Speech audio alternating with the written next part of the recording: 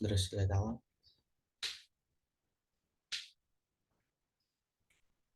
Oke, baik. Assalamualaikum warahmatullahi wabarakatuh. Selamat pagi semuanya. Selamat pagi teman-teman. Selamat pagi Bu Resi. Sebelumnya izinkan kami dari kelompok 6 mempresentasikan hasil kerja kelompok kami dalam mata kuliah psikologi belajar dengan topik yang akan kami bawakan tentang pemrosesan informasi. Next slide.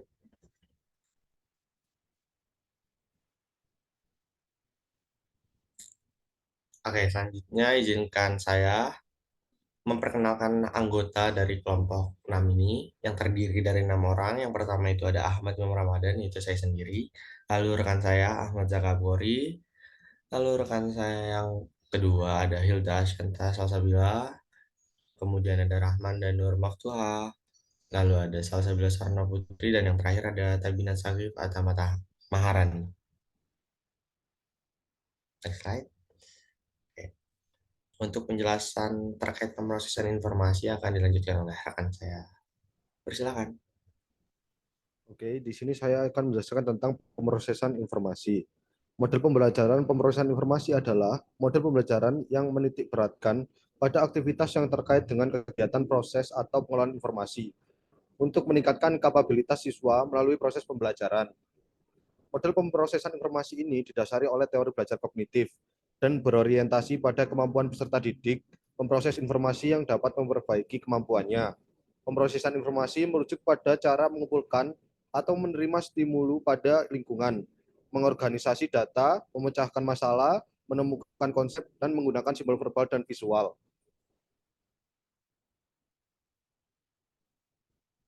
Selanjutnya, di dalam pemrosesan informasi terdapat fase-fasenya. Menurut Robert M. Gagne mengumpulkan ada 8 fase proses pembelajaran berikut.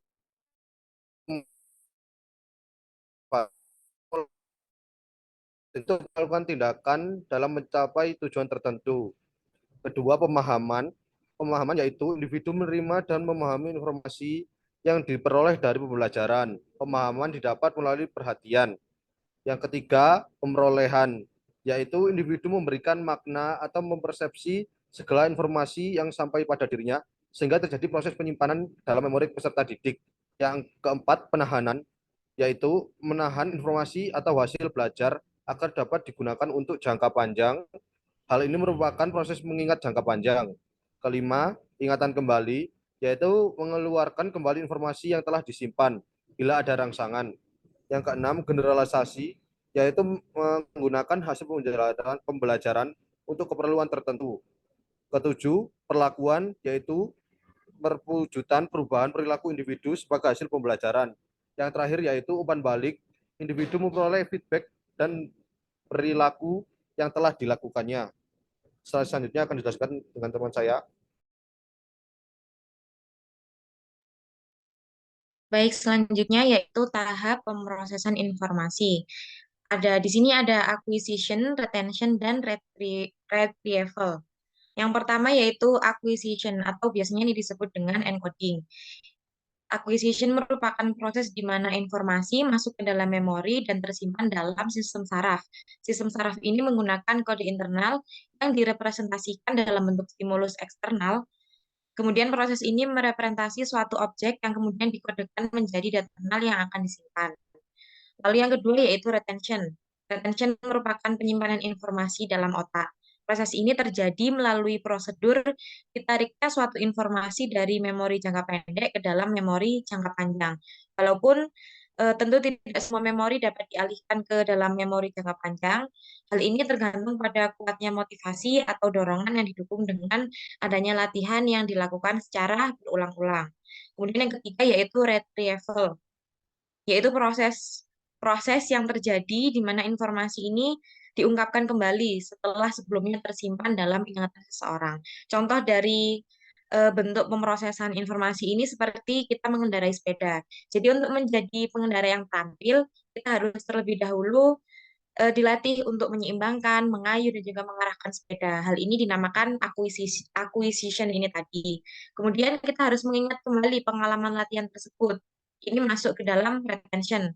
Kemudian ketika kita naik sepeda lagi, setelah seminggu kemudian, seminggu ke depan, kita harus mengaktifkan lagi apa yang dipelajari sebelumnya agar bisa bersepeda dengan baik. Itu masuk ke dalam retrieval atau pengambilan kembali. Selanjutnya akan dilanjutkan oleh rekan saya.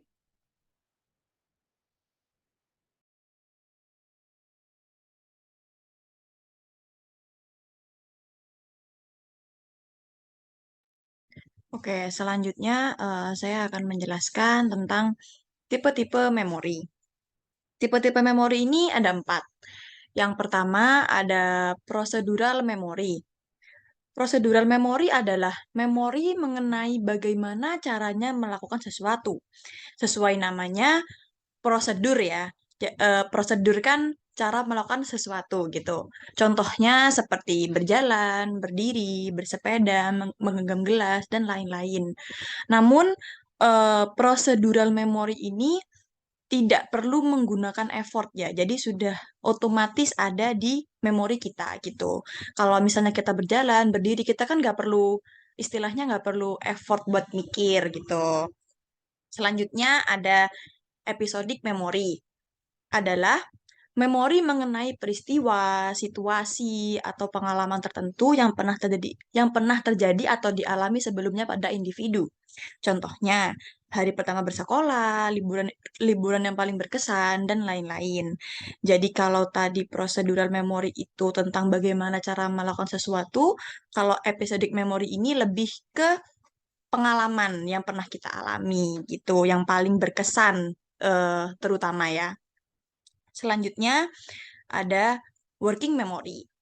Working memory adalah penyimpanan informasi yang mana umumnya adalah yang baru saja didapatkan, yang digunakan untuk membantu menyelesaikan suatu pekerjaan.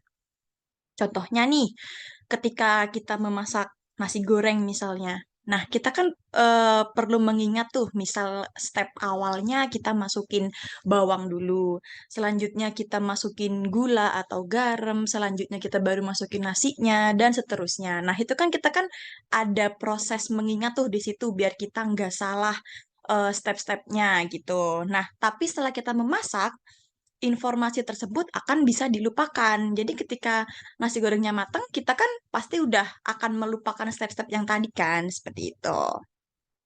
Selanjutnya ada reference memory.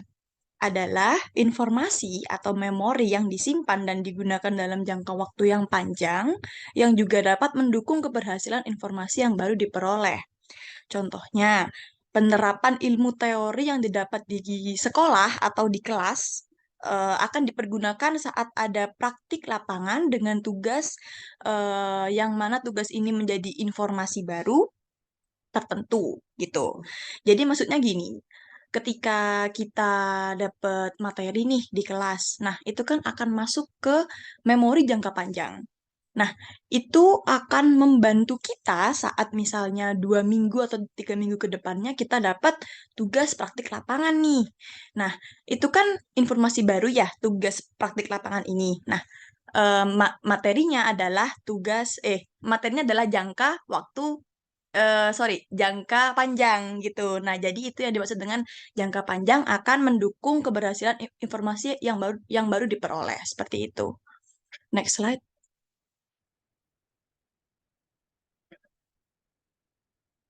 Oke, selanjutnya ada metode yang digunakan untuk mempelajari memori. Metodenya itu ada 2. Yang pertama ada delay matching samples, yang kedua ada spatial memory in mazes. Next slide. Oke, yang pertama ada delay matching sample, yaitu dalam prosedur delay matching sample, peserta diberikan stimulus sampel yang menunjukkan respons mana yang akan benar pada akhir percobaan. Stimulus ini kemudian dihapus untuk periode retensi. Peserta kemudian diberikan tes memori yang terdiri dari 2 isyarat. Salah satunya adalah sampel asli. Pilihan stimulus sampel selama tes memori adalah respon yang benar dan diperkuat. Next slide.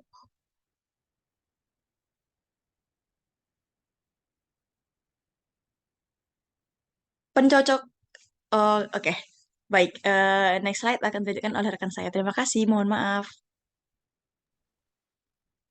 Baik, selanjutnya dari metode yang digunakan untuk mempelajari memori ini ada spatial memory in mazes, yang mana penyocokan ke sampel dapat diadaptasi untuk menyelidiki bagaimana hewan atau manusia atau makhluk hidup lainnya itu mengingat berbagai rangsangan. Kemudian serangkaian tugas berikutnya yang akan dipertimbangkan itu lebih terspesialisasi, tetapi berfokus pada jenis memori yang sangat penting, yaitu memori tentang tempat. Karena salah satu frustasi utama ketika makhluk hidup itu berada di tempat baru adalah kita tidak tahu di mana letak tempat itu. Kayak bingung gitu, kita ini ada di mana. Kemudian kalau mau cari makanan itu harus pergi kemana, seperti itu. Selanjutnya akan dilanjutkan oleh rekan saya.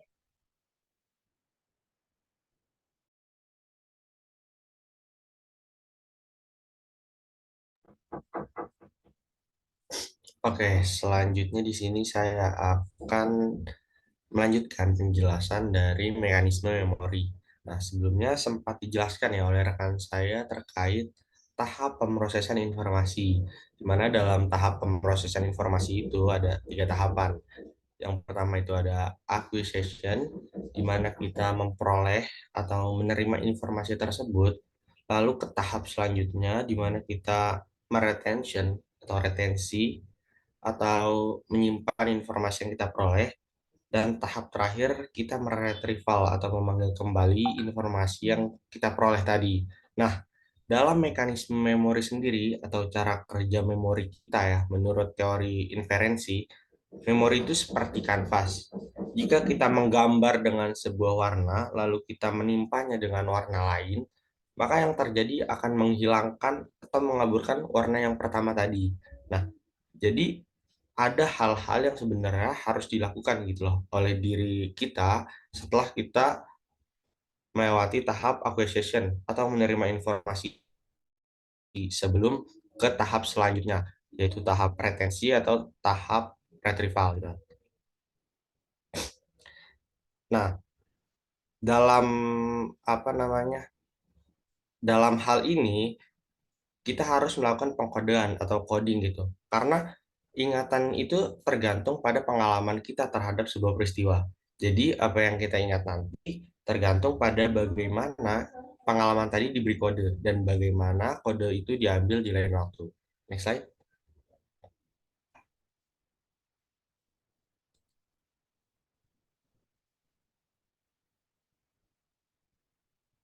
Oke. Nah, dalam proses pengkodean atau coding ini ada 2 jenisnya. Yang pertama yaitu retrospective coding, yaitu informasi yang kita simpan dalam memori berkaitan dengan peristiwa yang terjadi di masa lalu. Nah, sedangkan yang kedua ini adalah prospective coding, di mana informasi yang disimpan dalam memori ini berkaitan dengan tindakan yang direncanakan untuk masa depan gitu loh. Contohnya seperti misalnya nih, saya dalam mata kuliah asesmen anak dan remaja.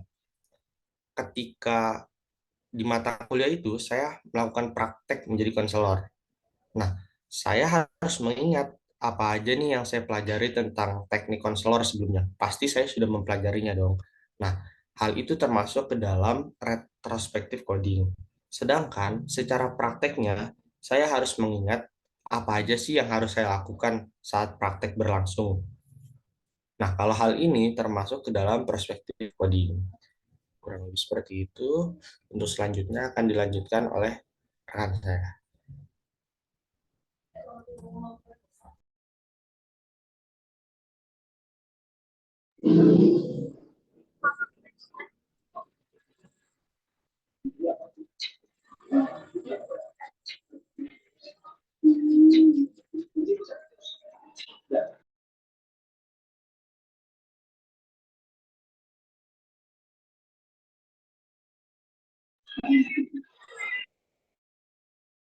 Jadi sini saya akan menjelaskan tentang faktor yang mempengaruhi pemrosesan informasi. Untuk faktor sendiri ada 3 faktor yang mempengaruhinya. Yang pertama ada produksi, yang kedua ada tingkat keterlibatan, dan yang ketiga ada fungsi. Yang pertama persepsi, yaitu proses di mana individu diekspos dengan informasi perhatian informasi tersebut dan memahaminya. Persepsi mempengaruhi pemrosesan informasi yang terdiri atas 3 tahap, yaitu exposure, attention, dan komprehension. Untuk exposure sendiri, tahap ini konsumen menerima informasi melalui panca indera. Yang kedua, untuk attention, tahap di mana konsumen mulai mengalokasikan kapasitas pemrosesan menjadi rangsangan. Yang ketiga, comprehension itu proses penyusunan dan menginterpretasikan informasi untuk mendapatkan makna tentang informasi tersebut. Yang kedua, tingkat keterlibatan, yaitu proses di mana tingkat keterlibatan mempengaruhi konsumen akan bergeser dan exposure ke attention dan dilanjutkan ke comprehension. Keterlibatan merupakan pusat dari pemahaman tentang pemrosesan informasi dan persepsi. Yang terakhir ada memori.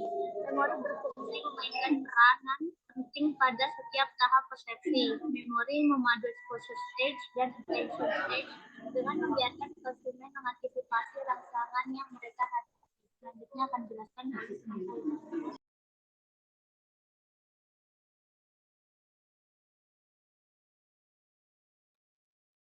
Baik, di sini saya akan menjelaskan mengenai implementasi pemrosesan informasi dalam pembelajaran. Nah, teori pemrosesan informasi ini kan berfokus pada pengembangan fungsi kognitif siswa dalam mengolah suatu informasi berupa materi yang diajarkan di dalam kelas. Nah, para siswa ini nantinya diharapkan bisa untuk mengembangkan potensi intelektualnya secara mandiri. Nah, 3 poin ini merupakan implementasi pemrosesan informasi dalam pembelajaran di dalam kelas. Yang pertama yaitu ada memberikan penguatan dalam dalam pengantar pembelajaran. Nah, pemberian penguatan ini sangat penting dilakukan dalam proses pembelajaran. Materi yang sebelumnya sudah dipelajari dengan materi yang akan disampaikan oleh pengajar dapat dijadikan penguatan dalam proses mengajar. Pernyataan ini tuh diperkuat pada teori Ausubel yang mengungkap bahwa proses belajar akan lebih bermakna apabila konsep pengetahuan yang didapatkan pada proses pembelajaran berkaitan dengan informasi yang sudah ada pada memori jangka panjang siswa. Sehingga peserta didik ini bisa memperluas wawasan dan melakukan pengembangan informasi dalam sistem memori yang mereka miliki. Kemudian yang kedua ada muatan kognitif. Muatan kognitif ini terbagi menjadi 2, yaitu muatan kognitif intrinsik dan ekstrinsik. Muatan kognitif intrinsik ini akan bekerja tergantung pada karakter informasi yang tidak bisa dirubah. Sedangkan muatan kognitif ekstrinsik disebabkan oleh cara penyajian materi atau oleh kegiatan atau aktivitas yang perlu dimiliki oleh siswa. Contohnya, saat kita belajar matematika, pasti kan ada proses berpikir kan di situ. Dalam proses berpikir itu terjadi pemrosesan informasi, yaitu pada konsep matematika. Setelah itu terjadilah penyimpanan konsep baru atau pemanggilan konsep yang sudah ada atau kaitan konsep yang sudah ada dengan konsep yang baru masuk. Nah, pemrosesan informasi ini akan terus-menerus terjadi apabila ada informasi baru yang masuk ke dalam pikiran kita. Kemudian yang terakhir yaitu keadaan-keadaan dalam proses pembelajaran. Robert Gardner mengemukakan teori yang menjelaskan bahwa ada beberapa situasi pembelajaran yang mempengaruhi proses pembelajaran. Nah, untuk mengetahui situasi yang mempengaruhi proses pembelajaran, perlu adanya identifikasi terhadap tipe hasil belajar peserta didik dan menentukan peristiwa pembelajaran. Nah, hasilnya ada di slide selanjutnya.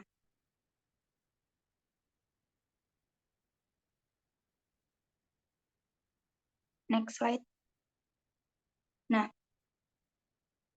hasilnya yaitu yang pertama, tipe intelektual. Contohnya memahami konsep aturan dan prosedur. Kemudian tipe informasi verbal berupa seperti fakta. Tipe strategi kognitif berupa seperti menghafal. Kemudian tipe motorik seperti memainkan sepak bola atau kegiatan fisik lainnya. Kemudian tipe sikap berupa kejujuran, toleransi, dan keadilan. Next slide.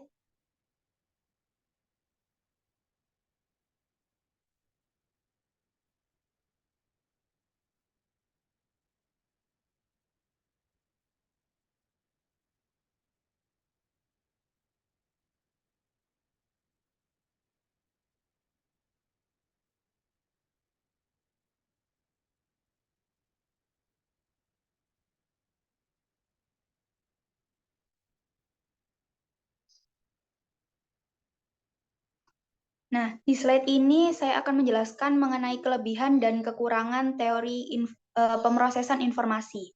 Kelebihan dari pemrosesan informasi ini yang pertama yaitu dengan menerapkan teori pemrosesan informasi akan membantu meningkatkan keaktifan peserta didik dalam berpikir. Nah, di sini tuh peserta didik nantinya akan didorong untuk berpikir kritis dan kreatif. Kemudian yang kedua, peserta didik akan berusaha untuk mengaitkan proses pembelajaran yang menarik dengan materi yang disampaikan oleh pengajar. Yang ketiga, guru dan pendidik dituntut untuk kreatif dalam kegiatan pembelajaran. Nah, ini tujuannya untuk mempermudah peserta didik dalam memahami dan mengingat materi yang diajarkan oleh guru. Kemudian, kelemahan dari pemrosesan informasi yang pertama yaitu apabila guru tidak dapat menyampaikan materi secara kreatif dan menarik, maka peserta didik tidak dapat menerima materi yang disampaikan dengan baik, sehingga tujuan pembelajaran tidak dapat tercapai. Nah, ini sama kayak tadi ya. Kalau guru atau pengajar ini tidak menyampaikan materi secara menarik, dikhawatirkan nantinya akan mempersulit peserta didik dalam menerima dan mengingat materi yang diajarkan oleh guru. Kemudian yang kedua, tidak semua peserta didik mampu melatih memori ingat dan berpikir secara maksimal. Dan yang ketiga, kemampuan memahami setiap peserta didik tidak sama atau berbeda-beda.